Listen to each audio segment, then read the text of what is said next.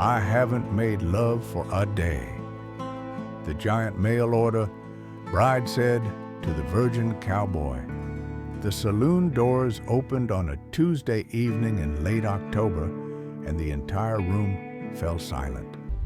Not because of the man who entered, though that would have been sufficient cause for most establishments, but because of the figure beside him. Bertha stood 6'9", with shoulders that required her to turn slightly to pass through standard doorways. Her arms showed muscle definition that would have made experienced laborers jealous. She wore work boots that could have doubled as weapons and a dress that seemed designed for a different sort of woman entirely, a wedding gown, tattered and patched, and clearly decades old. "This is Bertha," the man, Town Marshal Hicks, announced to the assembled drinkers. "She's the new bouncer. Pay her respect or pay with your teeth." Bertha didn't smile or acknowledge the crowd. She simply surveyed the room with eyes that had seen significant hardship and decided she was adequately unimpressed by what she found. Then she moved to the bar and stationed herself, her massive frame filling the space with absolute authority. The saloon, which had been rowdy moments before, became notably quieter. Theodore Whitmore watched this entrance from his seat in the corner, where he always sat nursing a single beer while working the saloon's books. The owner, Sarah Chin, let him occupy the corner in exchange for keeping the finances honest, something most saloons didn't particularly care about until the federal auditors showed up. Theodore was 32 years old and had never been comfortable with his own existence. He stood 5'7" in his carefully polished boots, possessed the build of someone who'd never done hard labor in his life, and had the kind of gentle features that made people assume he was soft in every way that mattered. His hands were delicate, his voice was quiet, his demeanor suggested he'd spent his life apologizing for taking up space. He watched Bertha work for the next week, fascinated by the absolute control she maintained. A drunk tried to grab her. She set him down gently but immovably several feet away and told him to order a coffee. A group of ranch hands got rowdy. She didn't raise her voice, just appeared beside them, and they suddenly decided to leave. Her presence was a force of nature, and everyone adjusted their behavior accordingly. On Friday night, as Theodore was finishing the week's accounting, Bertha surprised him by sitting down at his table uninvited. "You come here every night, but don't drink," she observed. "I'm not much of a drinker." "You work for the owner?" "She employs me, yes. I manage the finances, make sure the books balance. It's not glamorous, but it's work." Bertha studied him in a way that made him profoundly uncomfortable. "You're afraid of me?" "No, Theodore started, then stopped. Lying seemed pointless. "A little, yes." "Why? I haven't done anything threatening." "You're very large and very strong, and I'm very neither of those things. It's instinctive." Bertha nodded slowly. "Fair enough." She paused. "Do you think I'm a freak?" "No. Why would I?" "The dress." Bertha gestured at the wedding gown. "Everyone stares. Everyone judges. They think I'm mocking womanhood or celebrating murder or I don't know what they think. But they all think something." Theodore set down his pencil and gave her his full attention. "Why do you wear it?" "That's a complicated answer." "I have time." Bertha was quiet for a long moment. When she finally spoke, it was carefully, as if the words needed protecting. "I grew up poor. My mother cleaned houses. My father drank. My siblings and I learned quickly that being female in that situation meant being vulnerable in ways being male didn't, so I made myself big. made myself strong, made made myself the kind of person no one would mess with. She touched the dress. But I was also lonely, desperately lonely, so I read books. Every book I could get my hands on, mostly romance novels, which probably sounds ridiculous for someone like me. It doesn't sound ridiculous at all. I'd read about brides and weddings and love stories, and I'd imagine that maybe someday someone would look at me and see something worth marrying, not despite my size or strength, but maybe alongside it. She shrugged, a gesture that somehow didn't diminish her authority. When I turned 20 and realized that wasn't going to happen, that men want soft and traditional, and I was the opposite, I found this dress at a second-hand shop. It was damaged beyond repair for normal wear, so I made it mine, wore it as a statement, a way of saying, yes, I'm all the things you're afraid of, and I'm also the thing you're romanticizing. Deal with it. Theodore felt something shift in his understanding of this woman. That's not ridiculous, that's brave. It's not brave to wear a dress, it's just cloth. It's brave to be honest about what you want in a world that tells you you're wrong for wanting it. Bertha looked at him with surprise. Most people don't say things like that. Most people are cowards, Theodore said quietly. I should know. I'm one of them. You don't seem like a coward. I am, though. I just hide it better because I don't take up as much space. He set down his pencil properly. Everyone has a version of themselves they show the world. Mine is just smaller and quieter. What's the version you hide? Theodore hesitated. Sharing secrets felt dangerous, like opening doors that shouldn't be opened. But something about Bertha's honesty, the way she'd revealed her internal landscape, made him want to reciprocate. Come with me, he said finally. I want to show you something. He led her out of the saloon, away from the main part of town, to a small structure behind the library, an old storage shed that nobody used anymore. Inside, Theodore showed her his secret, a rifle, meticulously maintained, surrounded by targets he'd been practicing on in private for years. I'm a sharpshooter, he said simply. Excellent one, actually. Probably could have made a living at it, but it contradicts the image I've cultivated. Gentle Theodore the bookkeeper doesn't carry a gun, doesn't know violence, doesn't do anything that might make people uncomfortable or change their assumptions about who I am. Bertha picked up the rifle with the respect it deserved, examining it with professional appreciation. This is beautiful, well maintained. You're good with guns? Better than good. I could shoot a playing card edge-on at 50 paces. I could hit a moving target without looking. I could disarm someone just by shooting the gun from their hand. He took the rifle back carefully. But I don't, because I'm afraid that if people knew I was capable of violence, they'd see me differently. They'd be afraid of me, and I've spent my whole life trying to be small enough that people won't be afraid. So we're both living lies, Bertha said thoughtfully.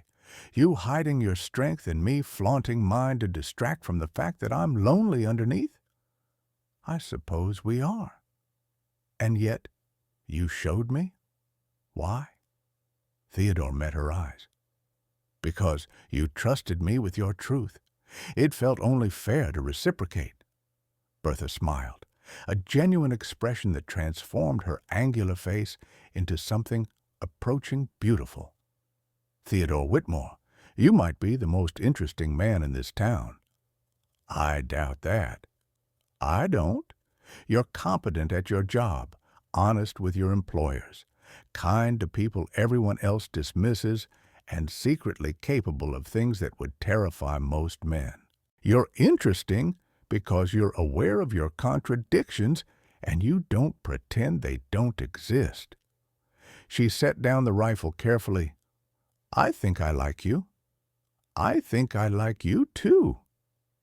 They didn't discuss what that meant. Theodore walked her back to the saloon, and they returned to their separate corners, him with his books and accounting, her with her bouncer duties and watchful presence.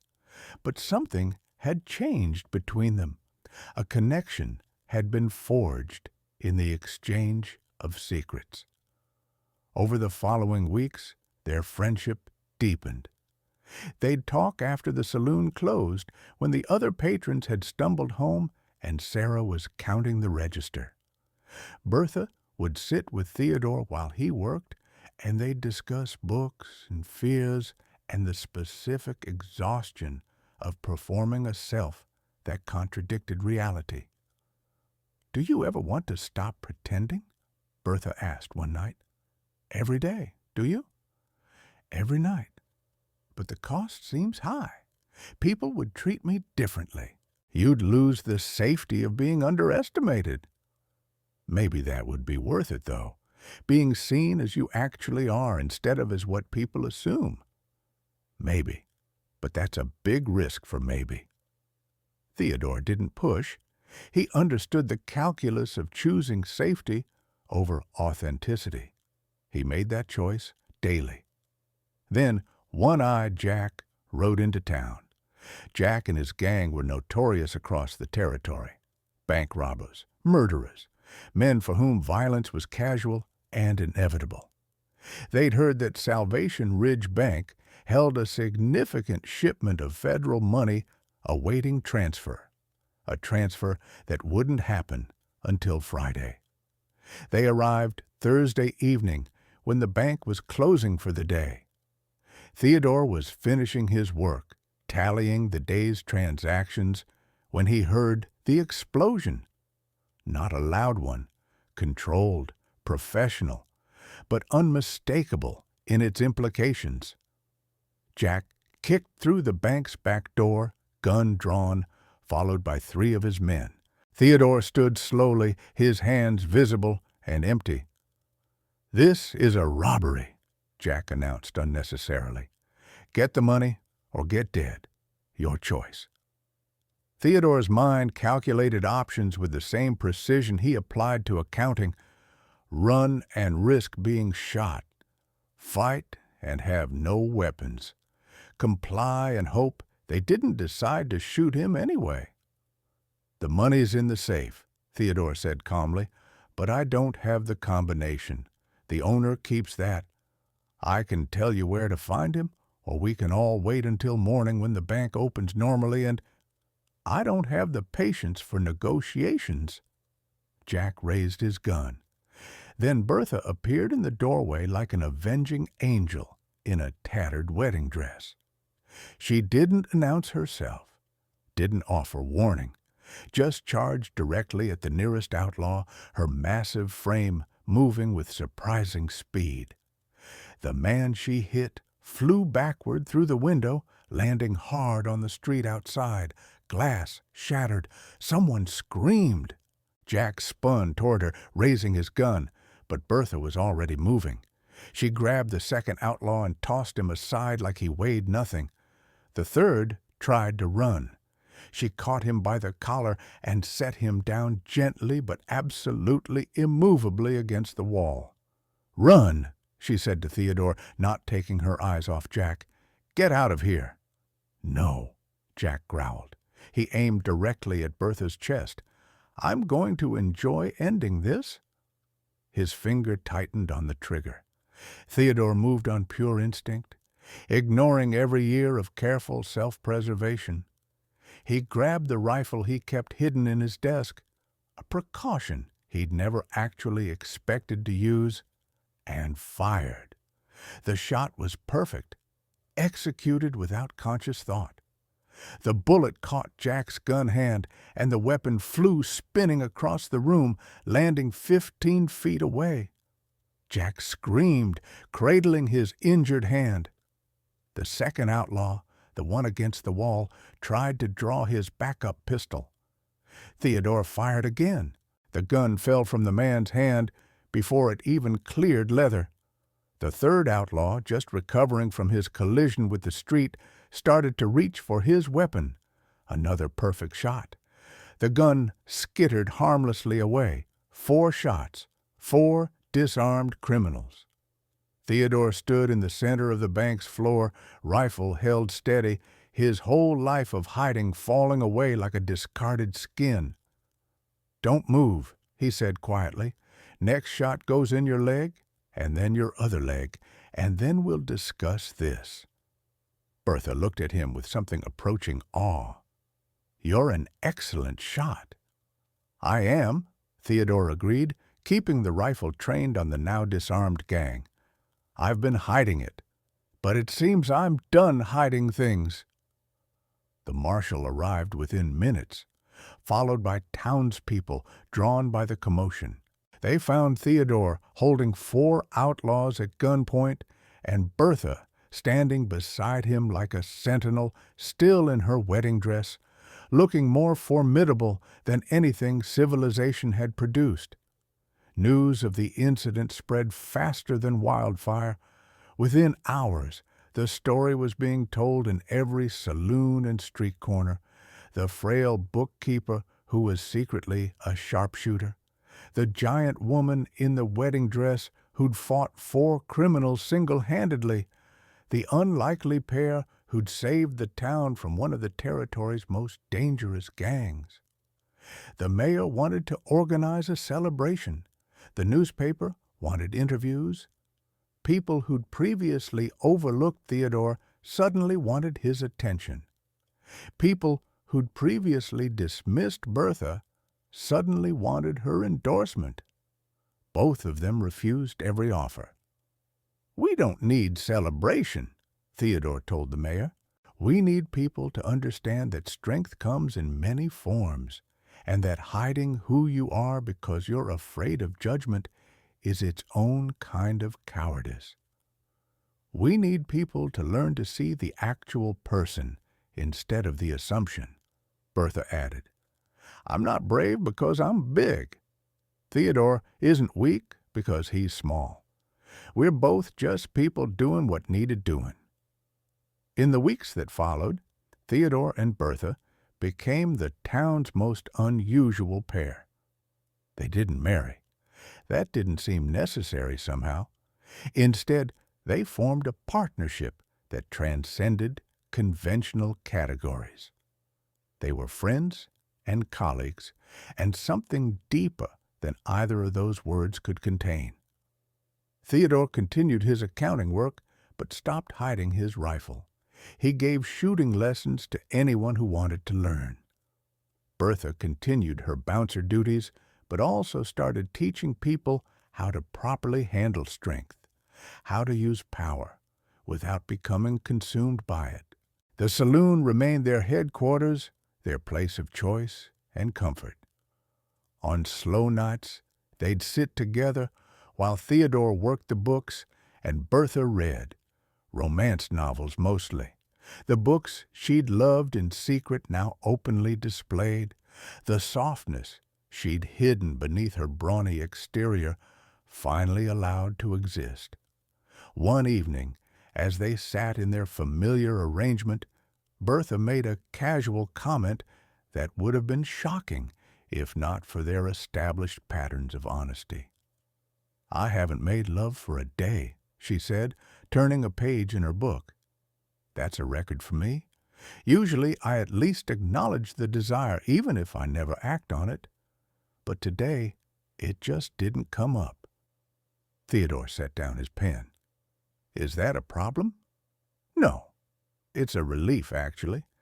I think I've been confusing loneliness with desire my whole life, trying to fill empty spaces with anything available instead of just accepting the emptiness."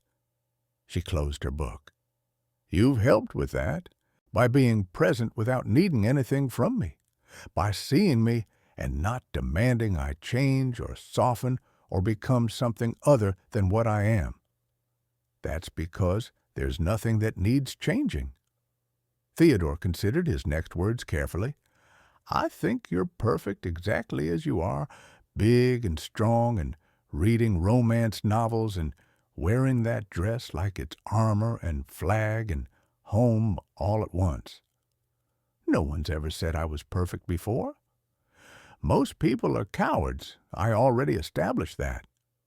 Bertha set her book down and took his hand, a gesture that had become increasingly normal between them over the weeks. Will you ever let someone know you're a sharpshooter? Officially? Stop hiding that part of yourself? I already have. I'm teaching now. People know.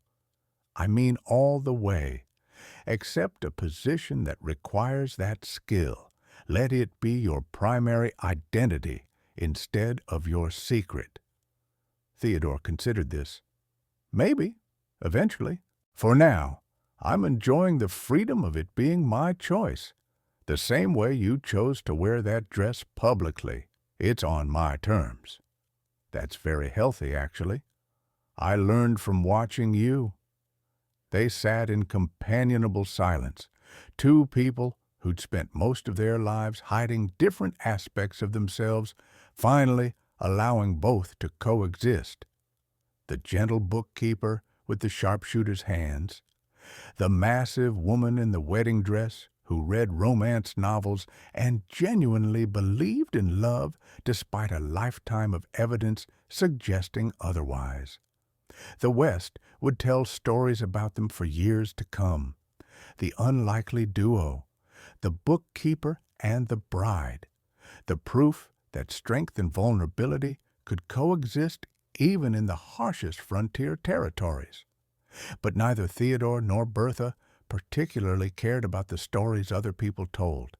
They cared about the reality they'd built together. Honest connection, mutual respect, permission to be exactly who they were without apology or performance.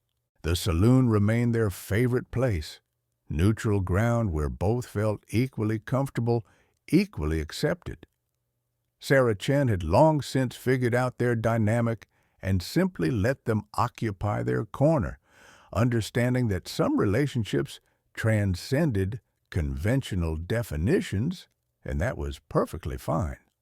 On winter evenings, when business was slow, Theodore would work his books, while Bertha read aloud from her romance novels, passages about heroes finding acceptance, about love taking unexpected forms, about the revolutionary act of seeing someone fully and saying, "This is enough."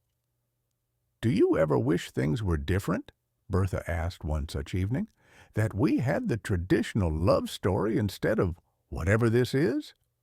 "No," Theodore said immediately, "because traditional love stories are boring. They follow predictable patterns. They confirm what people already believe about how things should work." He set down his pen. This is interesting.